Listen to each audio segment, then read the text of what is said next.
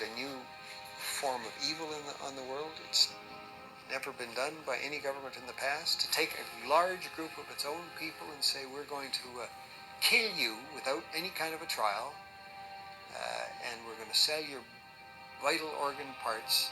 An individual from the United States or Canada, for example, could anticipate undergoing transplantation on a specified date. It's a crime against humanity. It's abhorrent, and it needs to stop.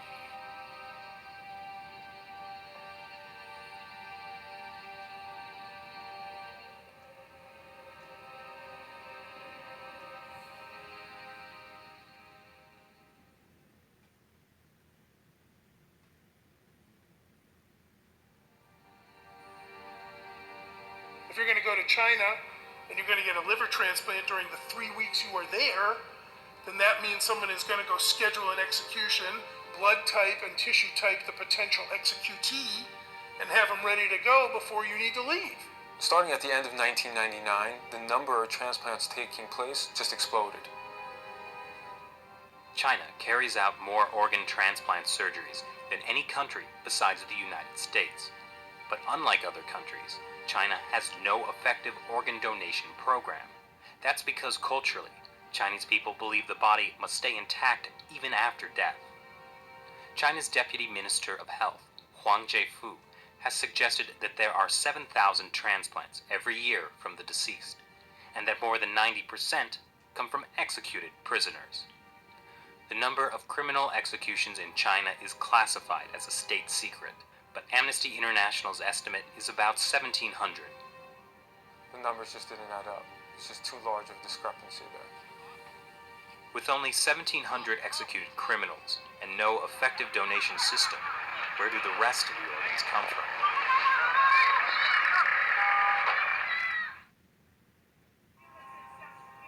Zhao Shuhuan was put in a Chinese labor camp because she practices Falun Gong.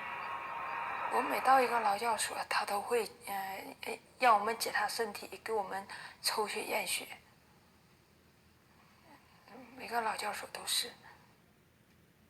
We estimate that in the period between 2000 and 2005, there are 41,500 transplants which have no other explained source.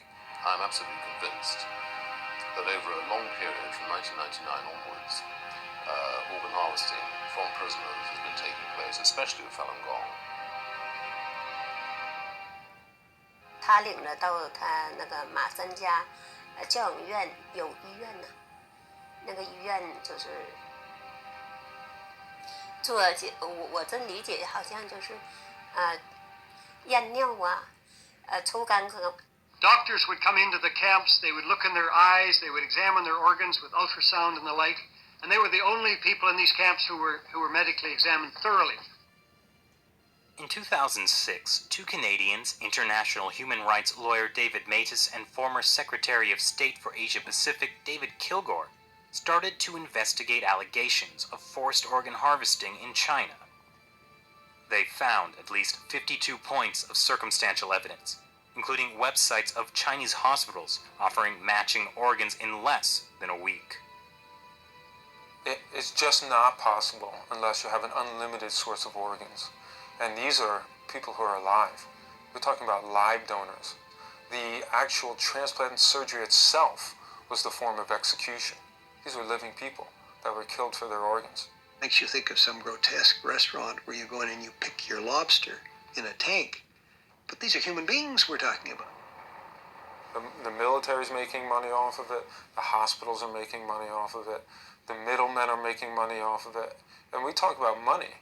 We're talking about a multi-million-dollar operation.